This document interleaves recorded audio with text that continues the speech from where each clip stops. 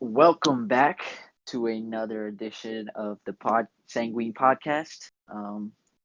Today we just wanted to get on and just talk about sports in general. Uh, We got you can go. I got. Today we got a special guest. We got AJ in the house.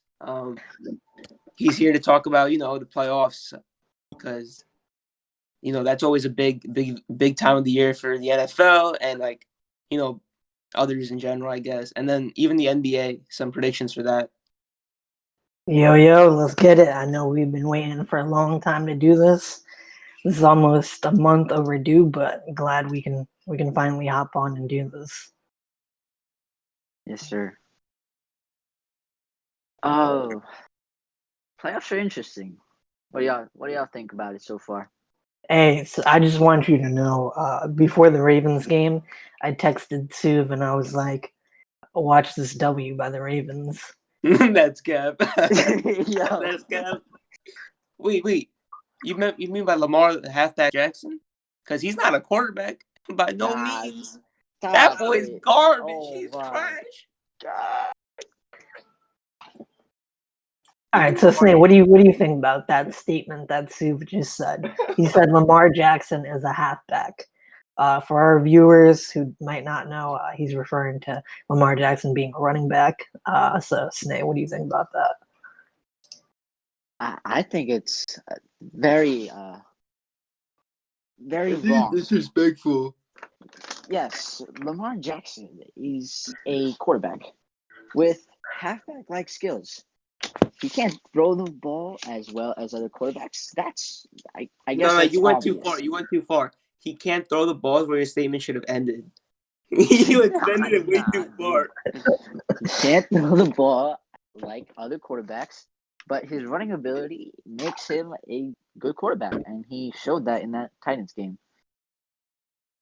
Yeah, I think Lamar Jackson overall is just a superior athlete, to say the least. And while he might not be as good as, um, you know, chilling in the pocket and throwing as a Tom Brady or Aaron Rodgers, his legs make up for it. And as long as he's able to throw one or two deep balls per game to Hollywood Brown, I think he's fine. But even then, Hollywood Brown isn't a number one wide receiver in the league, so they need to get him some help on that. I I agree. mean, I think you went a bit too far saying one or two. Maybe he can make a half a throw, like a 20-yard pass, but he can't go Dude, farther bro. than that. And that's a fact. Unless the receiver's sitting there wide open with absolutely no one in his vicinity. Besides that, Lamar Jackson cannot fit it into a tight spot for his life because that halfback is not as good as playing quarterback as Odell or Mohamed Sanu. Yeah. Oh, what? Mohamed Sanu What? is a better quarterback or better thrower than Lamar Jackson. And the stats prove it. Yeah, but Yeah, then Sanu has thrown how many times? How many times has Sanu thrown? Like 12? Yeah. And 12. all of them are like 60 plus yards. So he's got an arm. Yeah, and Lamar Jackson has a leg. Correct. But he wouldn't even be a top 10 running back, let's be honest. Oh. I hate this guy, all right? look, I mean, I know we need to move on, but I think at the end of the day, Lamar is in the league because he's a quarterback, and as a halfback, he wouldn't be able to. He's not as elusive as Saquon Barkley. He's not as strong as Derrick Henry. He's not as fast as CMC. So the only reason it works is because they have to worry about his receivers somewhat. They need to worry about his running back, and then he's just able to break off for these long yards. I agree with that statement. I mean, he's Mhm. not. See, like at the end of the day, I know he's not like a good quarterback, but what makes him stand out is his ability to play running back, wearing number 8. So yeah, we can move on from that statement, or we could even go further and talk about Jeez, man. are the Ravens going to beat the Bills? I say yes. Why? I just think they match up really well.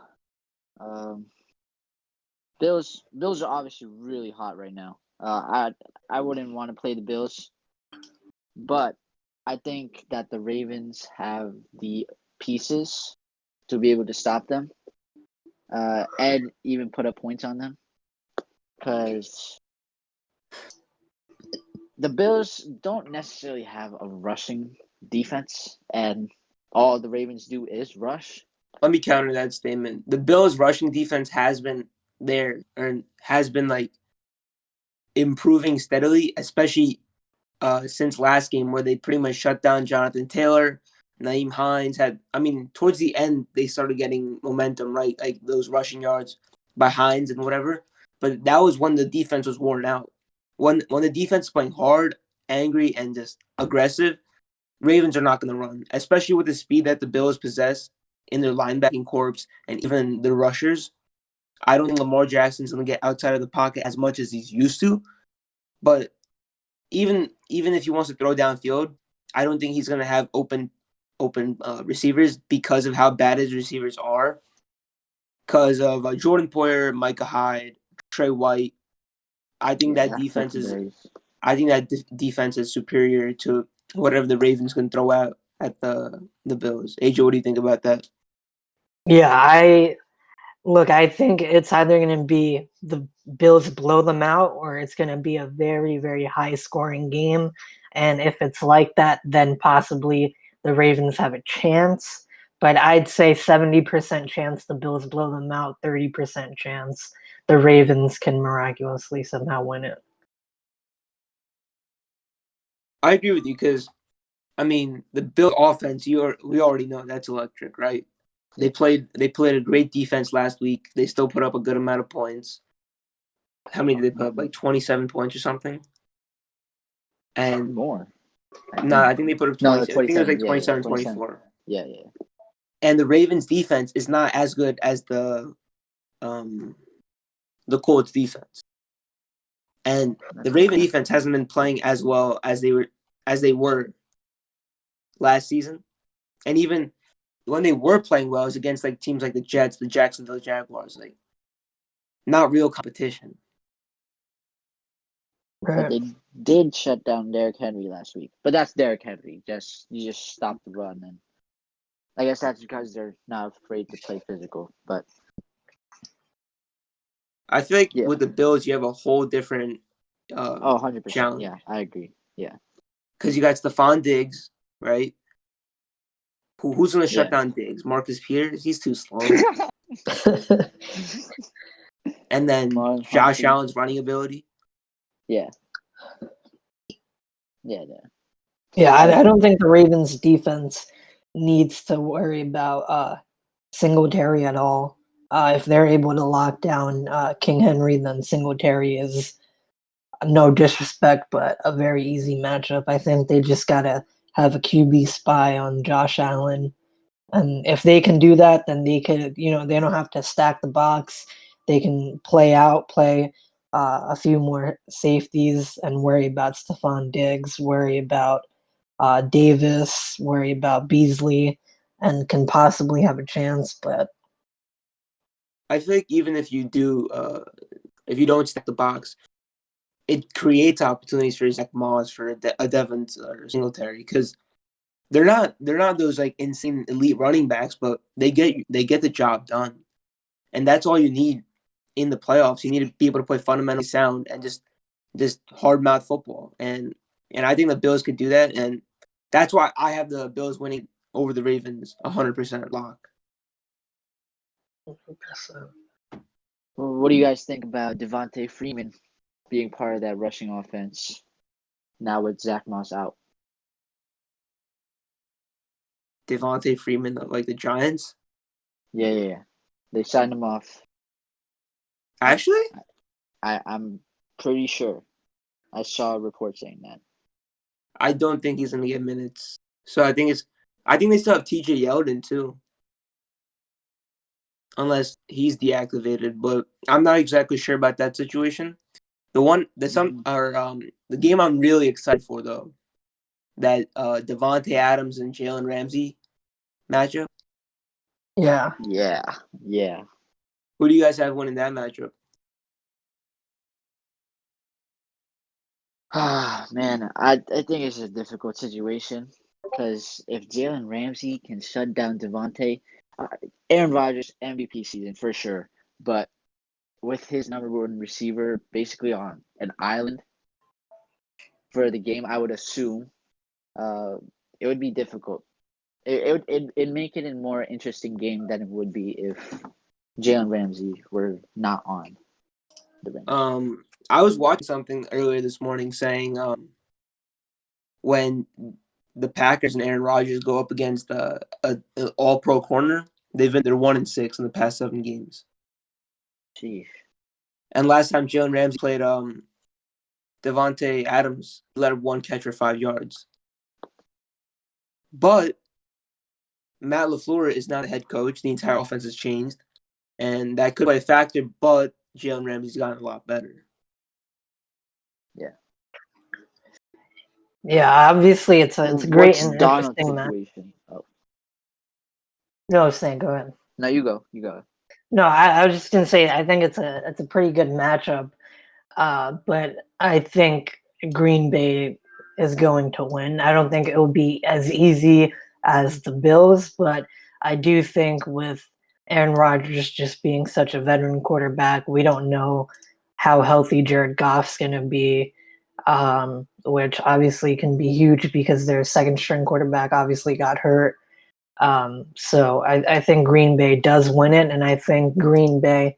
I know we'll probably get to this later on in the podcast, but I think Green Bay is definitely a favorite to come out the NFC. I feel like I'm gonna take the opposite side of this one. I'll take the Rams, even though it's not the typical answer here. But I just want to see the Rams win this one. With if Aaron Donald's healthy, I mean, we all saw he got hurt right towards the end of the game or midway through the game. But I don't think that injury seemed that severe.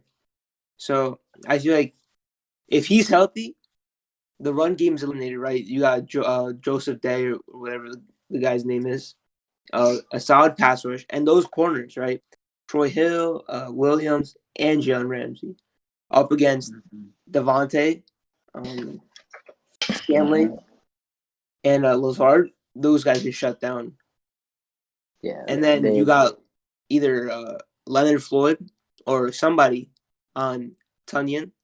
I think it's a winnable game for the Rams. But on offense, you just have to be able to put up some points with that offense. You got Robert Woods, Cooper Kupp, Gerald Everett, Higbee. I think And Cam Akers should be back. Yeah. So Goff needs to do the bare minimum, put some points up on the board, and I think they'll be in a good situation. Yeah, I agree. If they can put up some amount of points, I think that the Rams might be able to take this one. I look at this matchup kind of like the 49ers matchup that Aaron Rodgers played in last year. Obviously not the same because very different seasons. Packers do much better. But same type of attack, more rushing because of Jared Goff's inability to throw the ball right now. The thing the Rams had to look at is that Niners game and use it as a blueprint almost. But it's gonna be a matchup nonetheless. Number 1 offense versus number 1 defense. Yeah. Fun to watch. Right. What do you guys think about that Browns and Chiefs game? I mean, we all saw the Browns upset the TikTok team, so the TikTok Steelers. I think when Chasepool, right? That's his name. Claypool. Yeah, Claypool. When he was live on, I think, Instagram or Twitch, whatever he was live on, he was like, yeah, the Browns are gonna get clapped.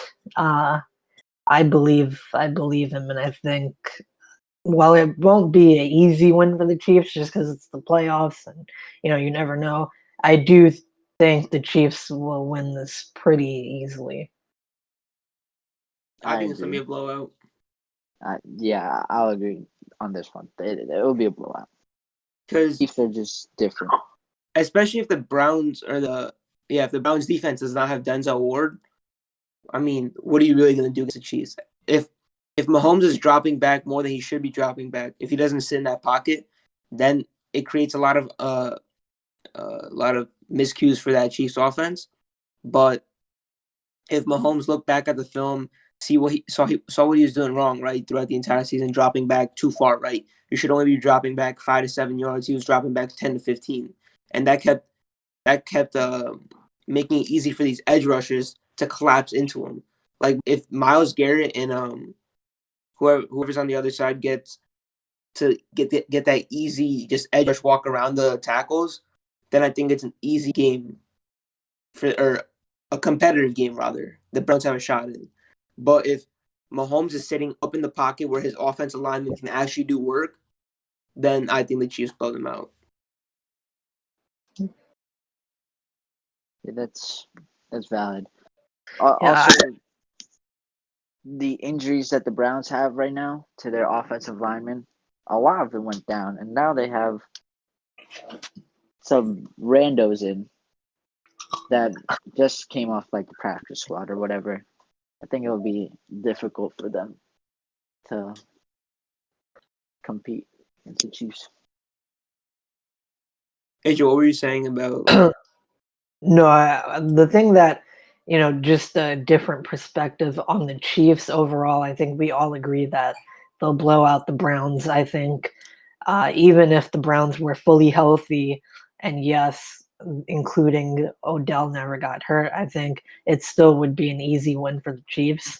But another thing, if you think and you compare the Chiefs to the Ravens, the Chiefs are just they're very similar, but the Chiefs are just so better at every single position than the Ravens. Like if you think about it, Marquise Brown and Tyreek Hill.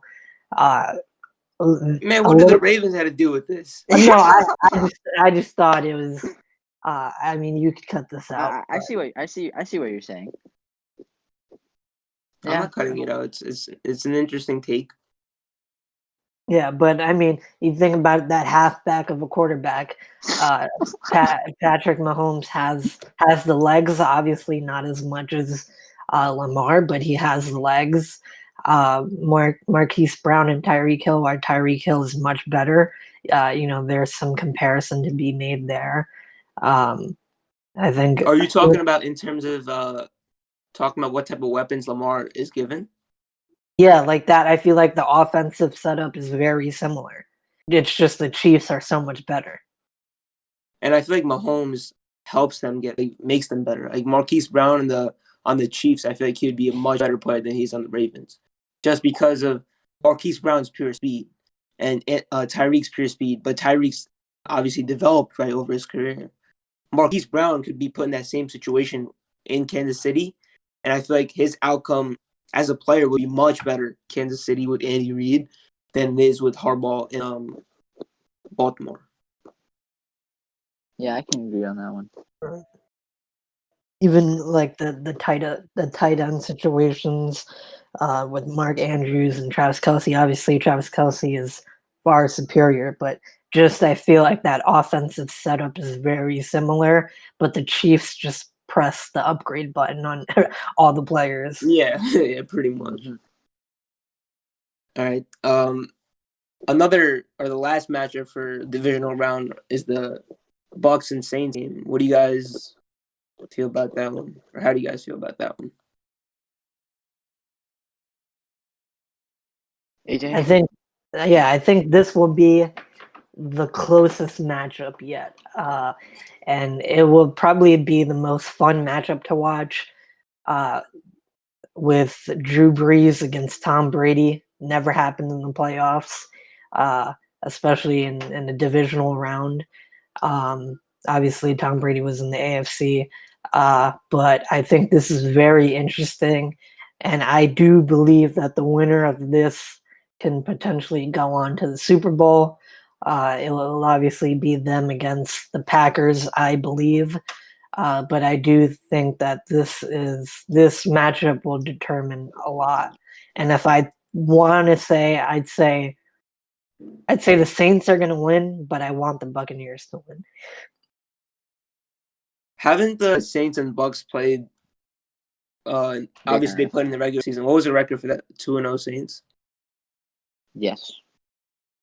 I feel like obviously it's gonna be a much different story because the Saints are notorious to choke in the playoffs, whereas you got Tom Brady on the other side who's playing outstanding football in the past month with all his weapons, besides obviously Ronald Jones. But I don't think the run game's going to be much of a factor for the Saints or for the Bucks anyways this game because of the pass rush and the D line that the Saints possess. So I feel like at the end, when it's all said and done, I think the Bucks win this one because of the X factor Tom Brady on the other side of the field.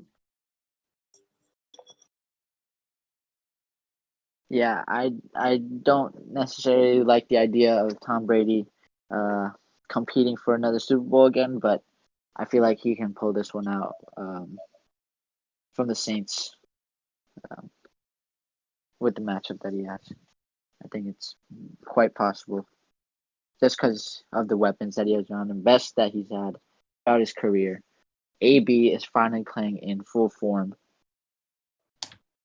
I feel like it's going to be a This good is game. dangerous.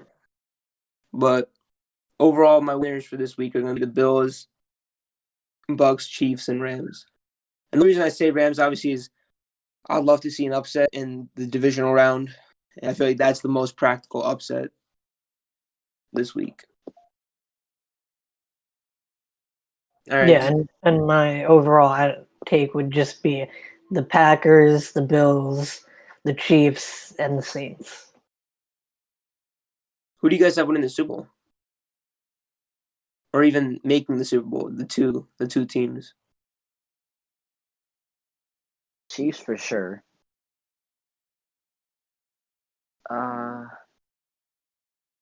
And Packers, I guess, if they State can make Farm it Bowl? out. Yeah, if they can make it out, the Packers. If not, the Bucks. If the Rams get out of there with a win against the Packers. Yeah, I feel like we're bound to see a great Super Bowl. It's going to be either, two great quarterbacks, right, in the NFC, right? Rodgers and Brady. I feel like those two are going to be the ones that are going to be fighting for that spot. And then Mahomes, obviously, on the other side, who's the chosen one. Yeah. AJ, who Yeah, do you have? 100%. I do think the Chiefs win it. I just think no team in the NFL can match up to them. And I think I agree with Snay. I think it's either going to be the Chiefs and the Packers, or I know I have the Saints winning, but if the Bucks can somehow upset the Saints, then I see Tom Brady against Patrick Mahomes. That would be fun to watch in the Super Bowl. That would be a good Super Bowl. I feel like Brady only left the AFC because he knew he had no shot winning the chip or winning the conference with Mahomes there, because Mahomes is such a great player already at this young age. So, like, some could say Brady was ducking Mahomes. Yeah, another take. Yeah, I mean, just to add on to that take, I think, what targets did Brady have out there in New England? Like, sure, Julian Edelman is great, but he's not no Mike Evans. He's not no Antonio Brown. He's not. No, I mean, that's a fair statement because even Cam Newton, he was doing. Everyone's like, "Oh, Cam played awful," but if you look at those weapons, they were awful. And Hey, some might say dog water. yeah, yeah, but they could still beat the Chiefs, in Madden, 52, 56-14. What? I don't know. Yeah, But dude, I have no idea what you're talking about. All right, so you guys want to switch the topic to the NBA? Let's do it. I mean, I haven't been watching much NBA, so it's going to be more of you guys, doing your thing. Snake, kick it off. I guess overall, just starting off, AJ? What do you think about the season so far? Any surprising? teams? Not. I don't think surprising. Actually, a surprising team to me, I'd say, is the 76ers. And as we're recording this podcast, Joel Embiid just hit a game winner, and that was very exciting to watch. But I think the 76ers are finally built to where they have good three-point shooting with Seth Curry. I know Danny Green, again, I dog don't think Danny water. Green can shoot. Again, dog water, but it gives Ben Simmons and it gives Joel Embiid to the room to penetrate the paint, do a little pick and roll, Joel Embiid to work in the paint and have options to kick out to. And in the past, they really haven't had that. And I see that Seth Curry has really taken on a bigger role than he has in the past with Portland or Dallas. And he's finally coming into a little groove. I think that's the team I'm most surprised with, Snay. I mean, let me interrupt here. I feel like Joel Embiid's been playing amazing the entire year. But Ben Simmons has been on and off. And I mean, I haven't been watching much. It's all based off, my ESPN basketball fantasy league because, it's people. So I got to make sure I know what's going on. Yep. And I know Ben Simmons had like bare minimum points this week or even today. And I just looked at the stats. He had 5 points, 12 assists, and 6 rebounds. Yeah. And Joel had 45 points, 16 rebounds, 4 assists, 5 steals, and 1 block. I mean, I know Ben Simmons hasn't been scoring much, really, but I don't think that's Ben Simmons' game. I think, finally this is the year where Ben Simmons can really be a point guard and really, run the offense the way I don't want to compare him to, LeBron James and be disrespectful. So I'll compare him to a Draymond Green. Okay, Again, yeah. Draymond Green's offense not great, and to an average NBA fan, you might say, "Oh, Draymond Green's trash." What does he do? But obviously, I don't think Ben Simmons is the leader that Draymond is, but he brings that IQ to the team. Makes those plays that most NBA players wouldn't make, and really runs the offense for them. So I think this is a year where he'll really get to showcase that.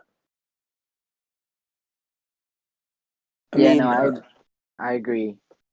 But they are on a little skid right now. But I guess that's due to the fact of COVID hitting them hard. I'm only having 7 players in a game. I guess that plays a part in their skid. But yeah, so what were you gonna say?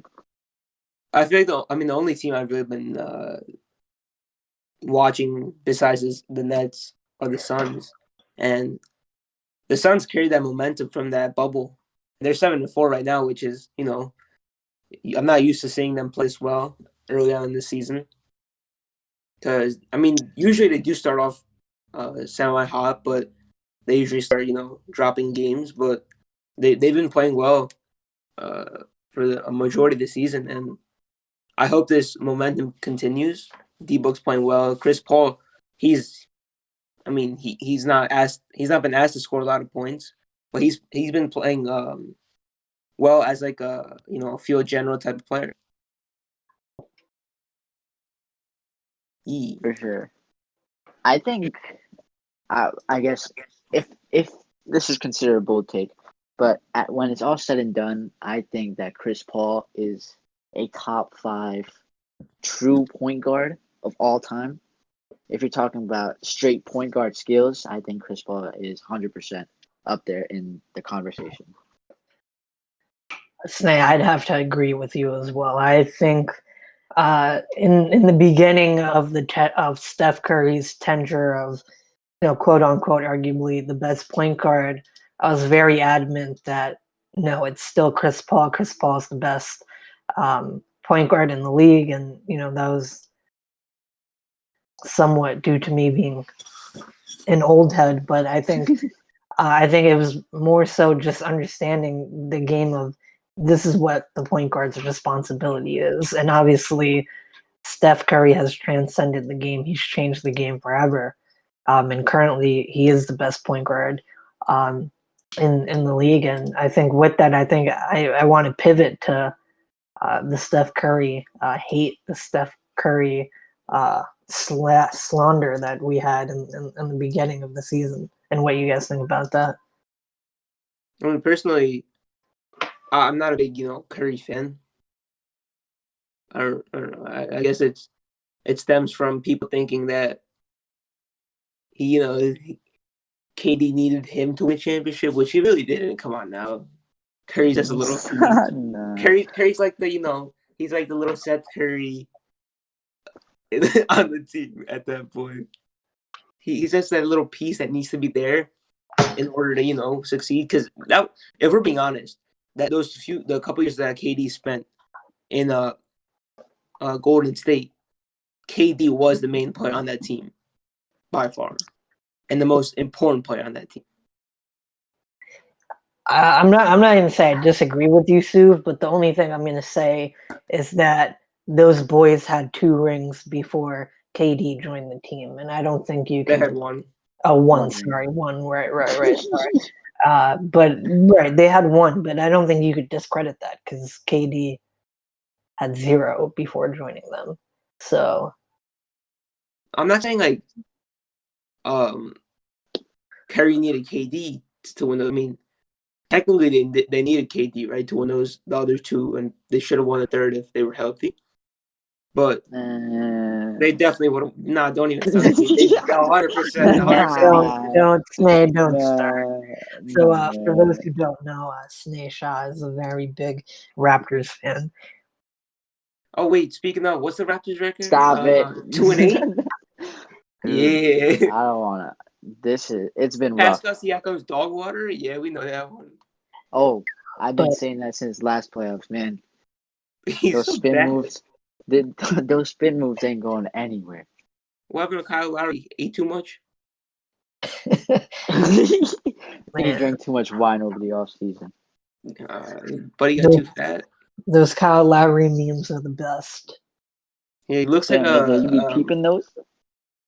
No, man. Yeah. He looks like a tater tot. That's one of our other friends, not on the podcast, but I think you guys know who I'm talking about. Oh. Yeah.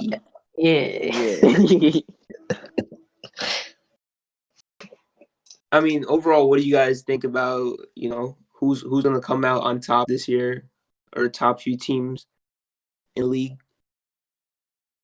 I hate to say it. No, so you go.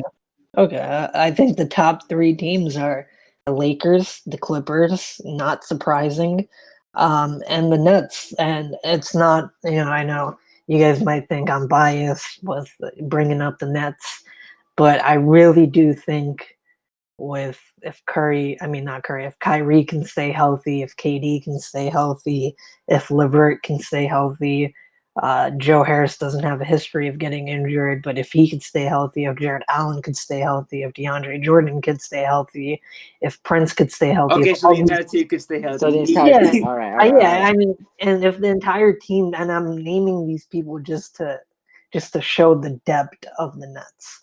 The Nets have the most depth on the team, and if that entire team can stay healthy, and I don't think we'll get Dinwiddie back for the remainder of the season. He tore his ACL, right?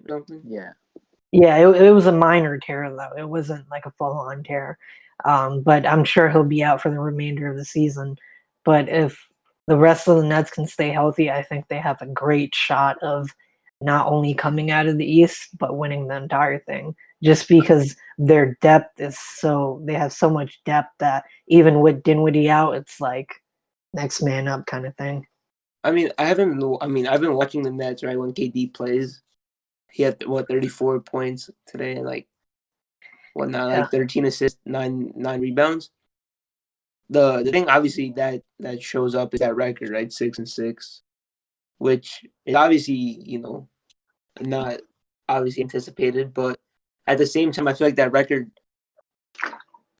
doesn't even speak the true volumes of how good they actually are. Yeah, I agree. AJ, do you know anything about Kyrie's personal leave that he's taking right now? I personally don't know. Haven't gotten the chance to speak with him yet. He's been busy. I've been busy, but I know I have seen that the NBA will be investigating him in a possible COVID situation. He might have broken protocol, whatever the case may be. So it might just be that Kyrie knowing that he broke protocol and didn't want to jeopardize the whole team and postponing a few games. And that might cause some of that leave of absence. But Kyrie and KD both have already had COVID. But yeah. They got them antibodies in them already, yeah. How do you guys feel about LeBron's play, as of this season? And how they've been playing really well, right? They've carried on that championship, that team. They upgraded obviously right in the offseason, and I feel like they're playing better than ever with Dennis Schroeder at guard. Marc Gasol, life. Toronto represent. I mean, I think the Lakers are interesting, and they're interesting because obviously in the beginning of the season, you saw and I think everyone knew that for the first few games, even a month or two, that LeBron and AD probably won't play much, and you saw games where it was close and LeBron sat out the entire fourth quarter, and that was just because obviously how tiresome last season was and the shortest break ever, and now he's finally you see him asserting himself more into the offense, you see him scoring more, but I don't think we should get it twisted. LeBron is still the best player in the damn league. Oh, 100%. I mean, I know he's amazing, right? Whatnot. I still think Kevin Durant's the best all-around player in the league right now because of what he brings to your offense, what he brings to your defense, what he brings to But like LeBron just he brings that offense, defense, yeah, sometimes, and then he brings that leadership presence, obviously. So I feel like those are the top two players in the league right now. But my bias puts me at Kevin Durant 1. Yeah, the Lakers have kind of my bad name, but I think the Lakers have kind of shifted. And last year they had a big presence of defense, and now this year I think they're with obviously JaVale and Dwight and Rondo, even Avery Bradley, who obviously didn't play in the bubble, but that was their team mentality going into it. And I think this year they kind of switched to more of an offensive mentality with Schroeder, Gasol, yeah, Harrell, somewhat can be at times he could be an asset on defense, he could be a liability on defense, but he's a much better offensive player than JaVale or Dwight.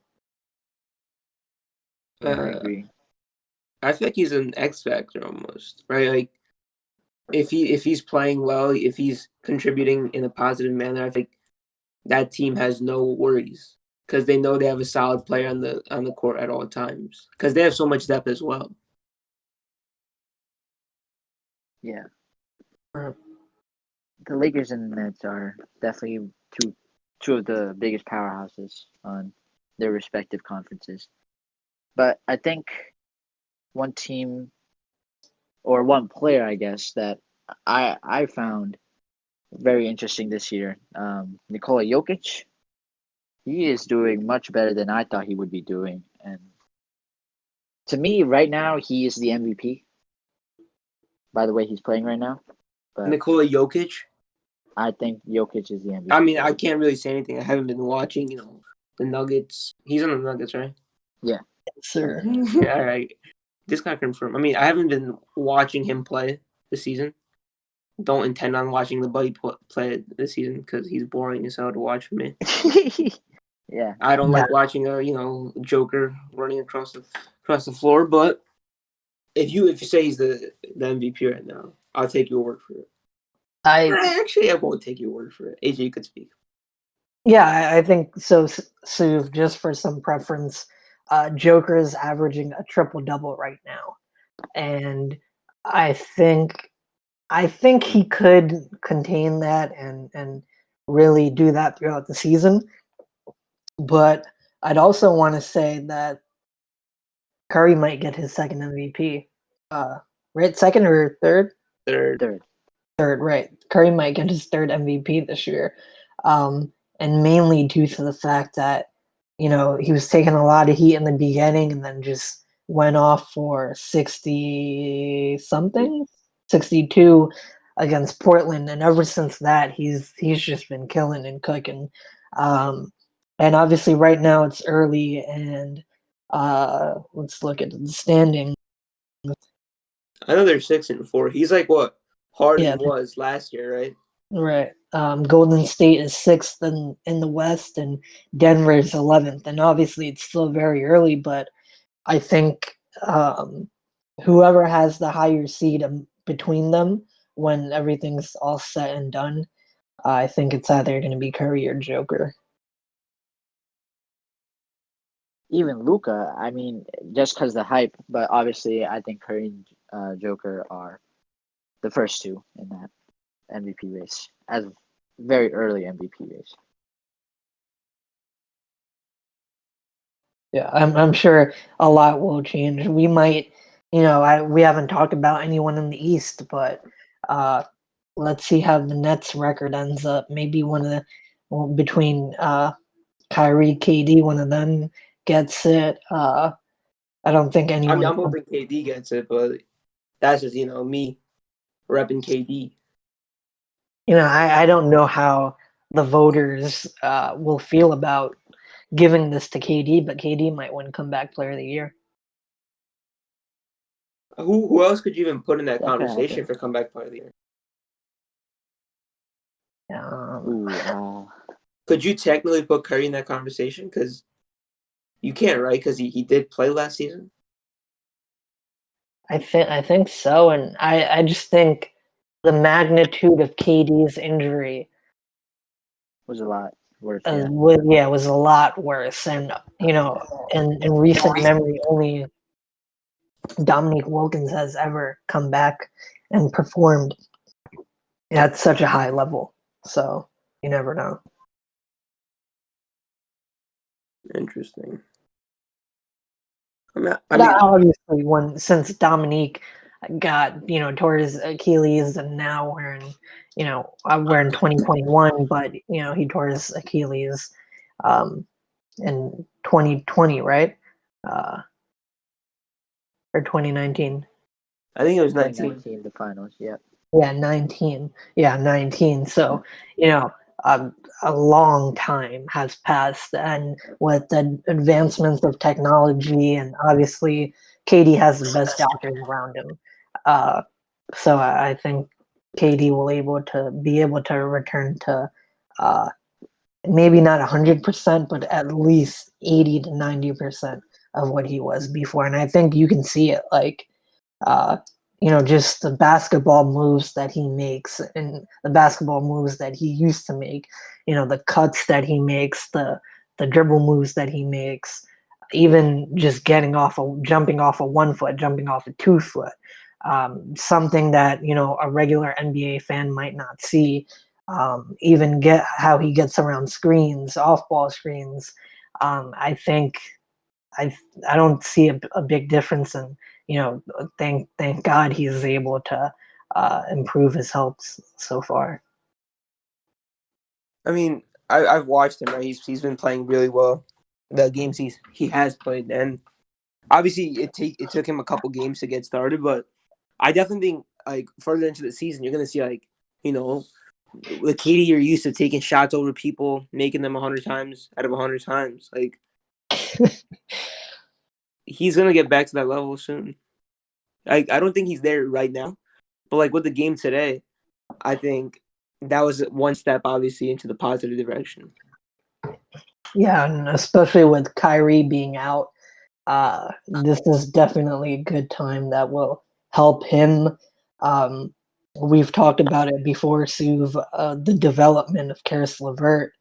Uh, it's really helping, and KD at the time we're recording this podcast, hit the icing shot against the Nuggets and beat them, which is over a player. It was a 3 over a player, if I'm not mistaken. Going back to KD, Karis man. LeVert, he takes about 500 shots a game, makes about 10 of them. But yeah, he's getting better at basketball. Yeah, I don't have much to contribute to that. Yeah, I think. I mean, Karis LeVert. Look, if you think about it, when he was taking 20 shots a game, especially against Memphis was the game. He took 23 shots against Memphis and 25 shots against Philadelphia. Uh, just if you compare it to James Harden, if you compare it to Steph Curry, uh, players of that caliber, that's how many shots these guys take on a daily. And obviously, Karis LeVert isn't at that level, but during the time, he was the main scorer on the team. He was the vocal point of the offense, and that's why he was, especially with Dinwiddie being out, he had to take those many shots. But yeah. Right.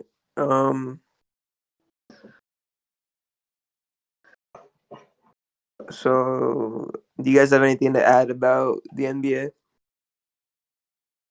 Who do you guys think is winning the championship? Early favorite. The Nets, yes, sir. I think it's gonna be hard to dethrone the Lakers. Yeah, I hope the Nets could do it, but I don't know. yeah. Being a Nets fan, I want to say the Nets, but I do think it'll be very, very hard to dethrone the Lakers. Surprising rookies though. To change the topic, LaMelo Ball. I did not think very much of him coming into the season, but he's been doing much better than all the other rookies, especially after the slow start that he had. I think the way that he's been able to mature, becoming the youngest player to record a triple double in history, is definitely something that is rookie of the year worthy in my eyes. Yeah, I think LaMelo just the other day was the youngest player to record a triple double, and LaMelo's got great vision like his brother Lonzo. Um, he doesn't play as great defense as his brother, but I think he's a bit more offensively gifted. Um, whether it's shooting the ball, and obviously Lonzo's improved his shooting a lot this year. Point due to JJ Redick. JJ Redick's been a huge confidence boost for him, even learning from him. But I think naturally LaMelo just has a better feel on the offensive end. But I think the questionable part is his defense and at times his motor. But I think the kid's got a bright future.